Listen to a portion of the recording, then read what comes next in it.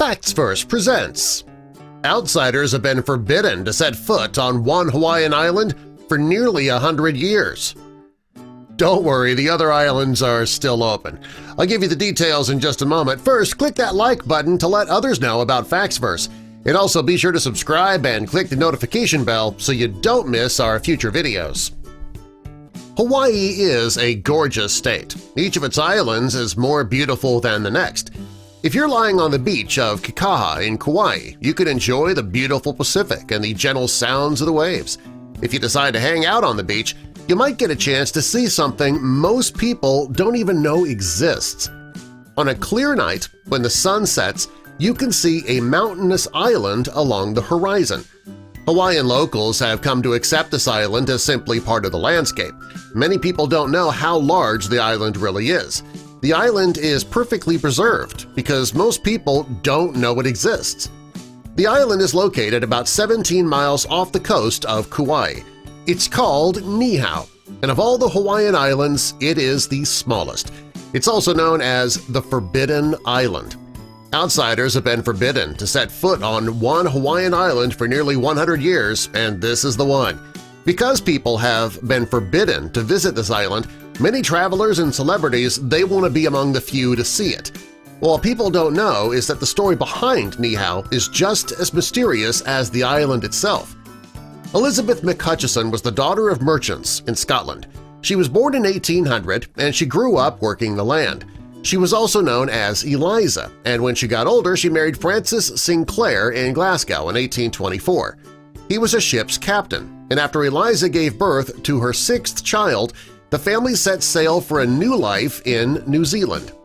In 1841, the family of 8 arrived in Maui. They moved several times after arriving before they finally settled in Pigeon Bay, and it was there they established a very successful farm. The Sinclairs had everything they wanted until 1846.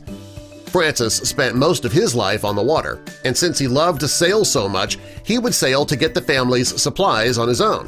Well, they'd been living in New Zealand for about 5 years when Francis and his oldest son boarded their self-made ship, the Jessie Miller. When a freak storm hit, the family's supplies and everyone on board went down with the ship. Poor Eliza was now a widow. Since all the cargo was also gone, things got very bleak for the family. Eliza had lost her husband and son, but she still had 5 children she needed to support. She didn't know the land well, so she had to do something. She had to do whatever she could to care for her family. She continued to work the land as best she could at home in Pigeon Bay, and the farm was still thriving. After marrying off all of her children, she bought a ship for herself. She called the ship Bessie, and she was determined not to lose this ship the way they lost the Jessie Miller. Eliza's children were having families of their own, and soon the family was so large they needed more land. Eliza decided that they'd sell the family farm and set sail to the Pacific Northwest in 1863. They were heading to British Columbia, where they hoped to buy some farmland. When they arrived on Vancouver Island, things were not what they had hoped for.